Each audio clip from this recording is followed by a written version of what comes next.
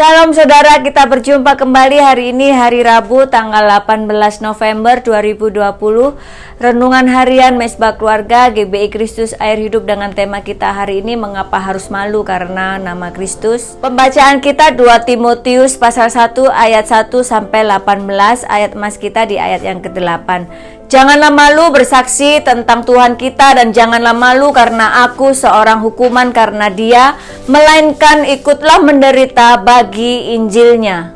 Saudara yang terkasih, masih banyak di antara kita berusaha menutup rapat-rapat jati dirinya sebagai pengikut Kristus dengan berbagai alasan. Malu, takut ditolak, takut dijauhi teman, takut karirnya macet.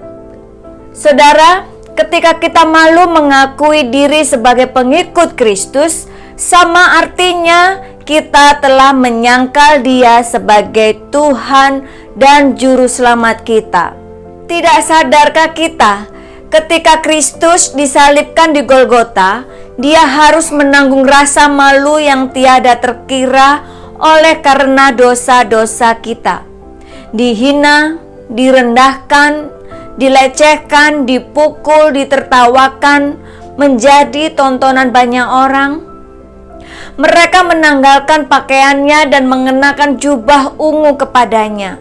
Mereka menganyam sebuah mahkota duri dan menaruhnya di atas kepalanya, lalu memberikan Dia sebatang buluh di tangan kanannya. Kemudian mereka berlutut di hadapannya dan mengolok-olokkan Dia, katanya, "Salam, hai Raja orang Yahudi."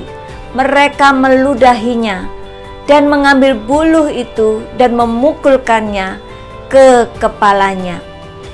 Bila saudara mau merenungkannya, sungguh tidak ada penghinaan yang kita terima dari dunia ini yang dapat dibandingkan dengan penghinaan yang Kristus alami dan rasakan.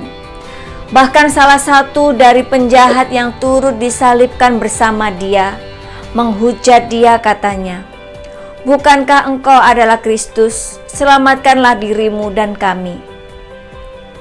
Saudara tak perlu kaget, kecewa, apalagi malu ketika dunia menolak kita saat kita bersaksi tentang Kristus.